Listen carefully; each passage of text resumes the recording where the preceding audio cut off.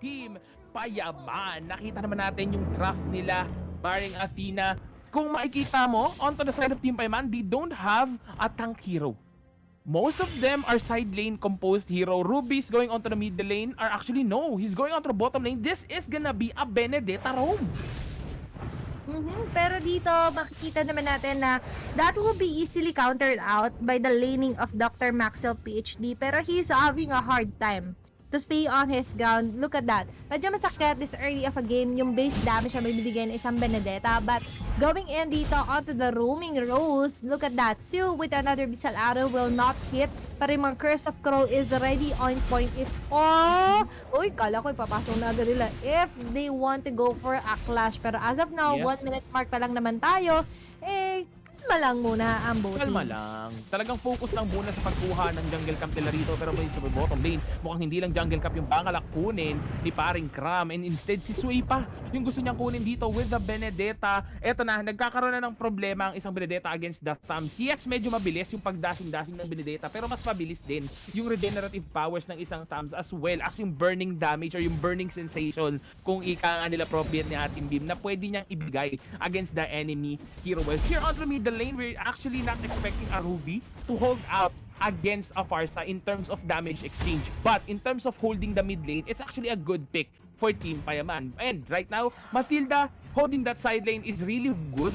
Bakit? Mape-prevent niya at least na makuha ng Team Payaman ng mas maaga yung mga gold plating natin. Pero dito unti-unti kayang aakyat ulit sa tier ng class meta natin ng isang Kimi. At ano yung Kimi mo, may racket. Pero dito naman, ang mga popcorn papakawalan on si Kai. And for Team Payaman naman, nagtatakimik pa sila. They're waiting for the turtle. Pero na yan ay sinisimulan na nila Super Sasha and Dr. Maxwell. Sway no more goes into the nagtapan na blow. Mananakaw ni Chessman! Ang pinaghirapang saingin na turtle dito ng Arkangel Super Munching. Pero fret no more, pwede ka naman mag-add to cart sa primegoods.ph kung gusto mong makuha mga goodies or game peripherals na kailangan mo. Pero dito, going back, doon na, that was a huge of a timing, siya ka-advantage for Chessman. Humagante na siya, mainit na ang ulo. Mainit na talaga ang ulo. Pero guys, gusto ko yung sinabi mo, Maring Athena, kapag hindi ka nakapag-add to cart in-game, mag-add to cart ka na sa Prime Goods PH. Pero note na hindi ka makakapag-add to cart ng turtle buff sa Prime Goods PH. Dito lang yung sa ML. Pero right now, we're 3 minutes into the game. 0-0 pa yung score. Pero on the lane, that's gonna be the harassment being popped off by Reggie against Super Escalera as they try to take this Magic Repolyo sa may mid lane. Whereas in terms of rotation, halos pareho lang yung ginagawa ng magkabilang team natin. Ba-bounce up lang sila doon sa miyembro nila na nangangailangan. Pero most of the time, kalma lang daw. Focus lang kalma lang focus onto the jungle. Kimi using her ultimate as a way to check out the bushes. Ito at least right now, hindi nila kailangan masyado mag-face check na gamit yung sarili nilang katawan. So that's a way of escape na rin from death. And chill lang sobrang chill lang magkabilang team. Magpo 4 minutes na tayo, wala pang first blood. And right now, medyo mahirap din i-pull off yung isang Kimi into the current meta. Bakit? Kasi linear kasi yung damage na nabibigay ng isang Kimi, guys. If we would compare it sa Team Payaman na pwede nilang iwasan yung line na yun. And they could easily stop the Kimi using to with the Bisal Arrow para dito sa may bandang taas. Nagtuto nga si Dr. Maxwell Piet na pinapa-uwi. I like to find a blow being casted. Chessman! And yet again, with the last hit with the first blow para dito sa may bandang gitna. Meron pagganti ng api going in with a certain eagle si Super Joy. May medyo nagagali pero ka-counter out dito si Latsu and Chessman. And they will slowly retreat back. And Team Payaman, this time around, they have the lead. They have the lead with the first blood being taken by Chessman. That's a good thing for the side of Team Payaman. Though, it's actually quite understandable for the side of Arkangel. Bakit? In terms of damage exchange, this early on the game, they're lacking damage because we've all known that a Kimi side lane only opens up during late game. And when we say late game, that's the above that 15-minute mark. Medyo mahihirapan tong makahabol. No, yes. Why? Because that's an Alice na katapat niya. Meaning, in terms of harassment, hindi niya magagawa lahat ng gugustuhin niya. Pero the turtle is gonna be secured. Pero speaking of secured, masisecure din yata rito yung Benedetta natin ni Super Sasha na mahabol lang with the basic attack as on the stun will connect and the pull coming from Reggie inside that turret. What a backup indeed from the side of Team Payaman. Ang Team Payaman, this time, they have the groove. Sumasabay na sila sa tugtog ng musika against Arkangel, Super Munching, and nakakapag-focus din sila sa objectives. On to the top, look at that. A clean turret takedown, di ma-mirror dito ng Team Payaman. Ang ginagawa nila on to the top, bakit nga ba? Kasi look at that quick replay hatid sa atin ng Prime Goes with a Prime replay. Abyssal Araw magkoconnect, pero look at that flicker with the hatak. Reggie is on fire. Grabe naman si paring Reggie, talagang nagka-comeback siya, nagba-bounce back kumbaga sa mga past mistake na nagawa niya during game 1 to game 3, and this time it won't ever happen again. Sabi dito ng isang Ruby player na si Reggie, pero 5 minutes 45 seconds into the game, 0-2 pa rin yung score natin sa 1k gold lead na hawak ng Team Payaman. Let us check the items na meron sila dito. War Axe para kay Benedetta, Clock of Destiny with the Calamity Reaper para kay Alice, War Axe as well para kay Pakito, Clock of Destiny para kay Farsa, that's gonna be the Genius one, onto the TV, War Axe for Tams, Windtalker for our Roger, going for the War Axe as well. Wala pang core item yung Mathilda natin dito, hindi pa natin alam kung it's gonna be a Necklace of Durance, is it gonna be a Dominance Ice or an Athena's Shield. And speaking of Athena Shield, once na may mag-Athena Shield sa Team Payaman dito, lalong mahihirapan yung Kimi natin bumawas because it's building mage items. Mostly, pag ganito kasi guys, mapoproke out agad yung passive or yung pinaka-utilization mo when you have a Athena Shield. Pero as of now, look at us. We know more being harassed by 3 members. Pagkakaroon na spot on convenience damage, hindi makakalitas with the maximum charge. Ladies and gentlemen, may pag-wow pa sa dulo, pero dito sa may bandang middle lane natin, si Dr. Maxi lang una matatanggal. Takbuhan na, meron laging sinasagot ang Team Payaman against Arkangel, Super Munching. Hindi na sila pumapayag na mamamamahain sila for game number 4, Bayna. Pero hindi sila pwedeng makampante sa laban na to because tulad nga nasabi natin, Arkangel, Super Munching's lineup could be built up for the late game potential. Pero kung late game potential lang din naman daw kasi Maring Athena yung pag-uusapan, nandito din si paring K sa side ng Team Payaman, and hindi siya ngayon lumilate game. Bakit hindi siya lumilate game? He's at 1-0-0, meaning mas maaga pa sa intensyong oras yung mga item na nakukuha nila, mas maaga pa yung mga kill na makukuha nila on the bottom lane as they take down Cram with his stamps. Abyssal Arrow won't connect. This is gonna be defended Ursa just to locate the enemy team, pero Joy Boy is gonna be the next target. Subukan niya mag-circling Eagle pero hindi siya mapipick off ng Team Payaman. A Dominance Eyes added onto Sway. No more early prevention ang ginagawa nila against the Kimi and as well against the Roger. And as we all know, prevention is better than cure, and right now nape-prevent nila pati yung mga jungle buffs sa para sana kay Super Saksha. But I just saw him purchase a War Axe. Kahit papano may damage na siya maibibigay every time he goes in with the Wolf Pounce, pero paano nga naman siya makakabato ng damage siya kung papunta pa lang siya, naka-spot on na with the checkmate moves dito ang Team Payaman. And as of now, we could see in a few seconds or less than a minute, magre-respond na dito yung First Lord natin. Pero sino nga kaya ang una makakakuha nito? Another Abyssal Arrow, papakawalan ng 2. Pero, maingat na ngayon ng Arkangel, Super Munching. They know na parang ibang level ng Team Payaman na ngayon ang naglalaro in terms of game 1 to 3. Dahil ramdam mo yung pressure, hindi na sila relax at sama-sama na sila. Feeling ko eto na wala iba na yung dasal na ginagawa ni Coach Blapsy ngayon dito. Talagang literal na may pagdasal na nangyayari kasi grabe na yung playstyle na pinapakita ng Team Payaman. Was Arkangel, Super Munching, medyo kumakapit pa sila sa dulo ng pinagkakapitan nila ngayon. They're still trying their best to at least come back with a pick-off. But, ang problema, kung mapapansin mo, si Benedetta lang yung humihiwalay, and Benedetta is really hard to catch.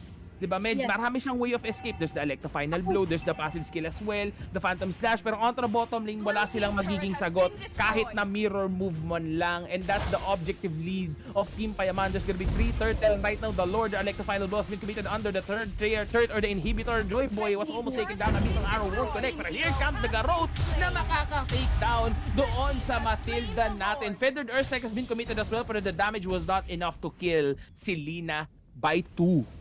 While all of that is happening, na take down na ni Chessman yung First Lord natin, they just got their Force King against Archangel's Super Munching. And as of now, makikita naman natin in terms of objectives na sa cycle na ng Team Payaman ng Arkangel, knowing that they have the advantage, and right now all of the lanes is being pushed not only by Sway no more but also by K with the 4-4 and A. Dito pa lang, nagkakaroon na ng dilemma ang Arkangel Super Munching. Sino nga bang kailangan humiwalay sa atin?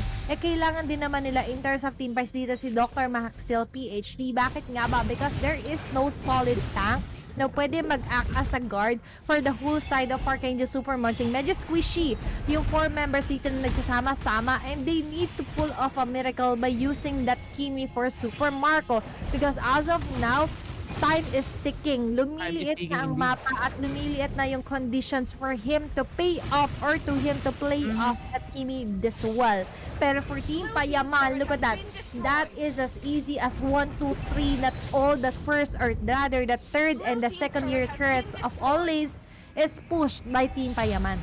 Actually, para sa akin, Maring Athena, this is not an outdraft. This is a miss draft. Pero hindi magme-miss lahat ng utilities sa bibitawan dito ng Team Payaman. And mabalik tayo dun sa miss draft na sinasabi ko. They could have gone for a different core marksman. Nandyan yung Beatrix, nandyan yung 1-1. 1-1 is actually a lot better than Akimi. Yes, 1-1 could work out on the early game just like a Roger. But this time, because they locked in Akimi, they don't have enough damage to at least exchange against Team Payaman. And because of that, the total domination na nakikita natin ngayon is nahihirapan silang i-reciprocate. And dito naman sa top lane, makikita natin talagang pinupush out na ng Team Payaman yung pressure na pwede nilang ibigay. Mina-maximize na nila, Maring Athena. I also saw the point kung bakit nila kinuha etong Kimi na to. Kimi could harass the enemy team using his ultimate. But the problem is without proper items, it doesn't really matter at all. Lalo na kung hindi rin magko-connect. Yun yung naging maling desisyon ng Arkangel Super Munching. While sa Team Payaman, napakagandang desisyon na kumuha sila ng isang Selena and Ruby. Right after the Abyssal Arrow, there's gonna be a pull coming in from Reggie with the stun lock combination. That's gonna be a secured kill.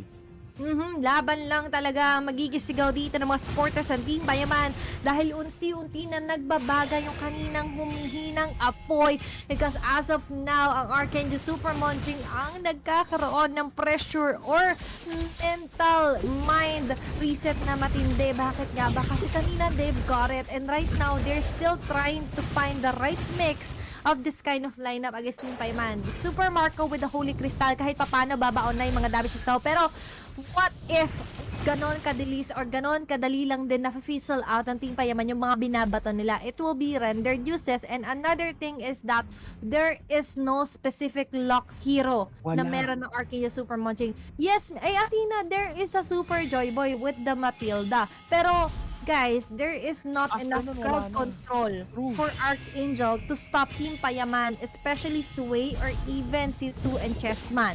So many heroes from the side of Team Payaman ang meron specific hero lock onto Arkangel Super Munching na yun naman ang kinakulangan nila.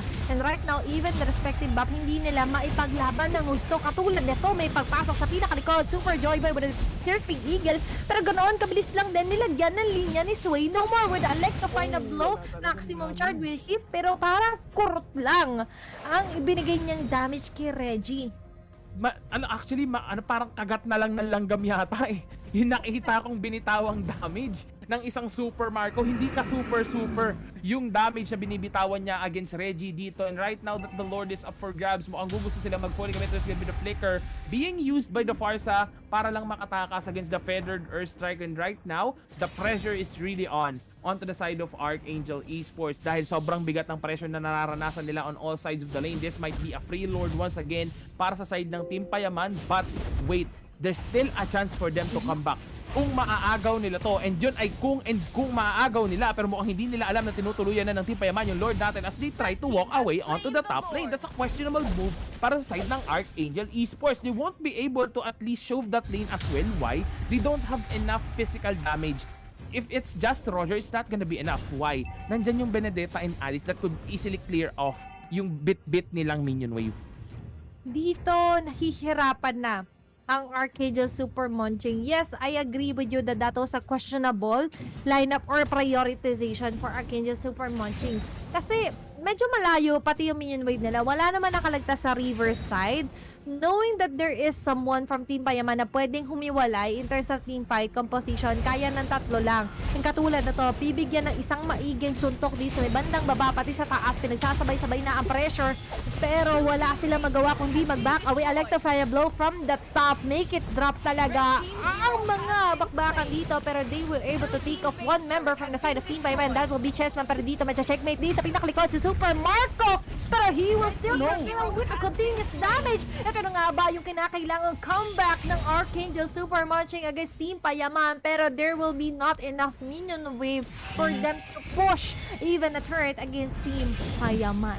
Actually, daylight blew up nung nakita ko na bumuo na sila ng Divine Glaive, and that's gonna be on Super Joy Boy and Escalera as well as Super Marco. Pero on to the middle lane, that's gonna be the mega kill na makukuha ng Team Payaman. There's not enough damage coming from Arkangel Super Munching. Super Joy Boy magiging next target dito. Mukhang makakatakbo pero hindi. It's gonna be taken down by the Alice's Flowing Blood. Once again, lamang na naman ang Team Payaman in terms of hero kills or in terms of hero counts dito sa mapa natin. Eto, nagkakaroon na ng kampante moments yung Arkangel Super Munching. We can't deny that. Nakikita na natin sa galawan nila na once na nakabawi sila by at least taking down 2 members of Team Payaman, they were so greedy to the point na gusto nilang i-take down at least itong natitirang middle lane turret na meron ng Team Payaman dito. The problem is makunat masyado yung mga natitira, hindi tulad ng mga natitira sa kanila na medyo may kalambutan pa sa sakto yung magiging target dito na pinitakabutin ng Beneleta na eto na nga, pipilitin pa tumakbo. The stun won't connect. The Feathered Earthquake is there to help pero it's not gonna be enough to make them back out. There's gonna be an ultimate shutdown na bibitawan ni Super Marco that goes in for the killing spree. 1-for-1 exchange, but that's gonna be in favor of Team Payaman. What could be done by Arkangel para makakomeback sila, Maring Athena? Kailangan nila matinding mental mind reset at hindi humiwalay in terms of position si Escalera, because as I saw earlier, medyo nagpa-frontline siya. And this is what they need. Someone to sponge up all the damage while sustaining himself. The perfect example will be the tabs and the perfect position katulad ito sa pinakalikod. Umaasim doon si Super Joy Boy, pero si Chessman ang unang tatanggalin. Nice targeting for Arkangel Super Munching, but they still need to clear out the minion wave at merong mag-split push. Dahil ang Team Payaman still has the upper lead in terms of gold, in terms of kill score, and as well as turret takedowns. Is this the fatigue catching up to Arkangel Super Munching? Nadadala na nga ba ng pagod? Yes, or there's the possibility. clearly this will be something of a surprise, di ba? Kasi teaming is very rare, lalo pang championship na line up, di ba? Are they trying to pull up a miracle against Team Payaman knowing that they are 1 win away? At ganito nila talagang isinugal yung pick na to against Team Payaman.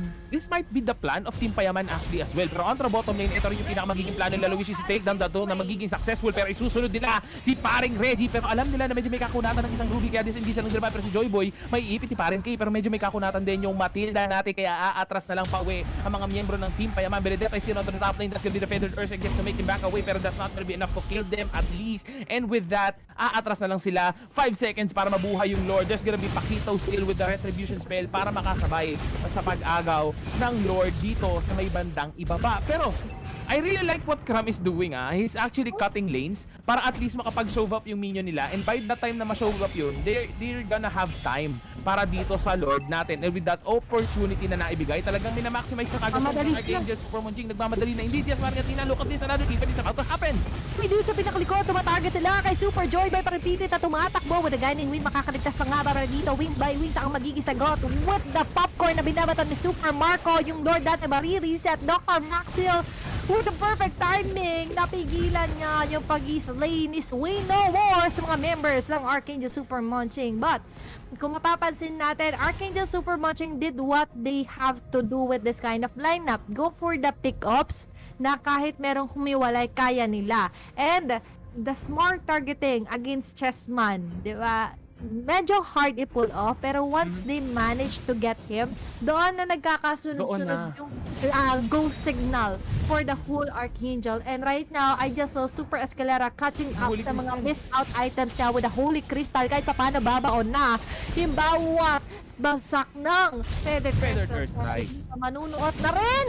Yung charge onto 2, pero in just a few seconds yung Lord natin may slay down na nga pa ng Payaman. Electrify na Robin Castle with the Feathered Earthquake. Sabi na sa likod, pero makukuha pa rin Sanchez, manyatakbuhan na maging sagot, pero hindi na nakakunin dito si Reggie, and he will fall na nga, pero dito, ang apat na miyembro hindi susuko, and another one will fall, which will be Reggie. Dito, magmamadali na ang Arkangel Super Munching dahil papansayin na nila yung mga Tori dito sa may bandang gitna. Kay nag-aabang doon sa may bandang gilid, papasok yata ito with blood or combination, pero sasabayan, ito matatanggal yung Lord dito. They have to melt this down as fast as possible dahil medyo matagal or mataas na yung mga death timers natin. Sway no more trying to clear out the last catapult minion, pero hindi na siya pinapansin dito ng Arkangel Super Munching. This might be it, pero lalaban pa rin sila dito, Baymax. Oy, another maximum charge ang kinumit dito, pero that's a huge mistake na binitawan ng Team Payaman. Medyo naging overconfident sila against Arkangel Super Munching na hindi nila nare-realize, kaya pala bitin pa sa damage yung Feathered Earthstrike kanina. Wala pang Holy Crystal.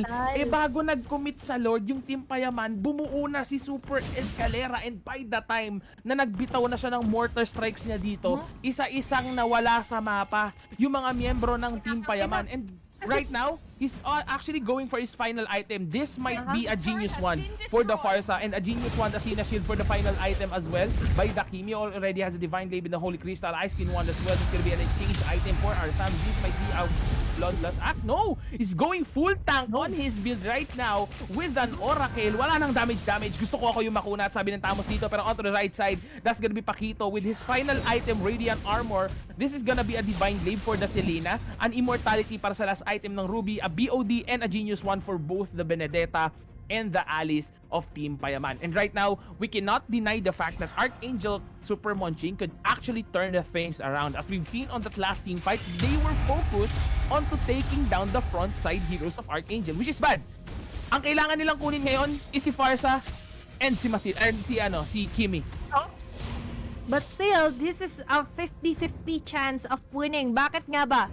In terms of gold, that is just 1k na kalamangan ng Team Payaman or around 800 to 900. Pagdating sa kill score, all 9 tayo. Nagkakatalo sila in terms of position, pero this is Super Joy Boy ang mapapasama, pero hindi yata siya makahuhuli dito. Basta-basta electrify na lobbying castle. Uy, no more be targeted with Super Joy Boy with the Circle Eagle pag magtatakbuhan na sila.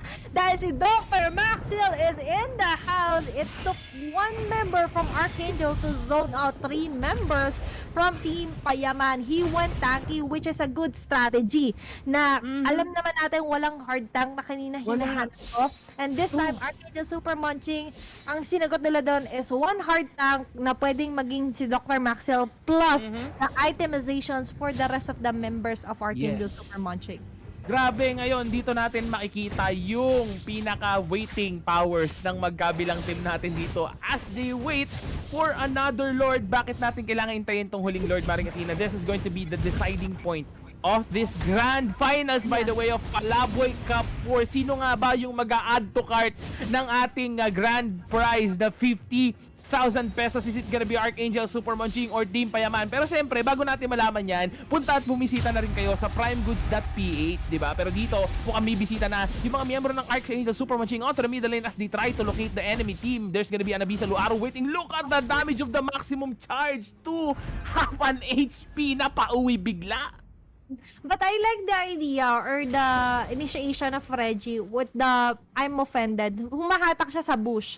Kasi kung sakali man na merong or medyo napaagay pagpwesto dito ng Escalera, that could be a GG push for Team Payaman. Guys, one last clash ang kailangan for both teams for them to finish this round. Pero dito, ako naman matanggal si Escalera. Nahatak siya doon sa pinakagilid na Team Payaman. This might be the dilemma that Arkangel Super Munching will be facing. Thankfully daw na si Dr. Maxil is busy interrupting the threat and the mindless way. No more.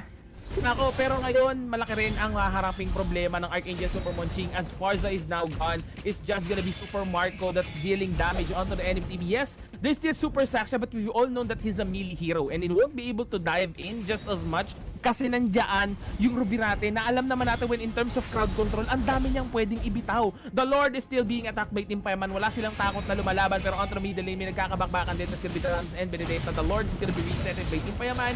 Medyo maganda talaga yung ginagawa ni Kram dito. And eto na naman yung ginagawa niya. Just like the Uranus on game number 2, he is taken the, yung pansin ng Team Payaman dito. The attention of Team Payaman taking the pansin. Konyo yarn. Pero dito, Lord is being taken once again by Team Payaman. There's gonna be the backup by Arkangel, Super Munching. Hindi nila basta-basta ibibigay walang buhay si Pati Chessman dito. Kaya papasok na with the circling eagle ni Matilda. Dahil wala siyang blues. Pero no! Mamamatay ng mas maaga yung Rojo natin. There's gonna be the 3-hit coming from Super Marco. Pero the damage is not gonna be enough. Tutuloy-tuloy pa rin sila. Pero uuwing maaga ang mga miyembro ng Team Payaman dito. Bakit umuwi ng maaga? Ang isang alis, yun yung magandang tanong dito. Pero good job sa Arkangel, Super Munching, because at least they were able to out-sustain the enemy team with that team fight alone. Ang daming maling desisyon na ginawa nila doon.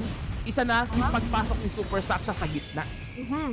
Kasi they were too busy focusing on Chessman that they failed to notice Sky and even Regina nakaabang lang kapag balapag nila from the circling eagle and the guiding wind. Ang layo nung nilipan ni Super Joyboy na to the point na nasayang na lang to yung setup niya sana. Pero right now sa pinakalikod, another pick up and that will be Escalera 2 times in a row dito sa Lord side or Lord pit natin. A very crucial pick up. Medyo mataas na. More than 1 minute na ang kanyang death timer. This might be the Lord that Team Payaman needs to end game number 4. Pero lalaba pa rin with a maximum. Pero look at you! Hunting down Super Marco on the process with the shutdown kill. Pero paglipad dito si Joyboy. Pero mukhang this makes me the last array dahil makukuha pa rin na Team Payaman yung Lord natin. Takbuhan na magiging sagot dito pero hindi na patatakbuhin pa. Hindi na. Dahil that will be an unofficial wipeout for Arkangel Super Monkey against Team Payaman. Pero dito may pinakataas si Super Joyboy pero dahil lumalaban pero kikitilin na ang buhay niya. This is it. Pansit Maring Athena, Team Payaman right now wants to end the game as they march on the middle lane with the Lord on their side. This is gonna be Super Saksha alone defending their base. That's gonna be a perfect execution of assassination. Galing sa Team Payaman dito. Inuna nila yung Farsa pero sinunod nila bigla yung tropa natin na si Kimi. And with that, that's gonna be a secured game number 4 for Team Payaman against Arkangel Super Monchi. Grabe! Game number 5 is waving and Ginoong Valdez is wide awake. Ladies and gentlemen,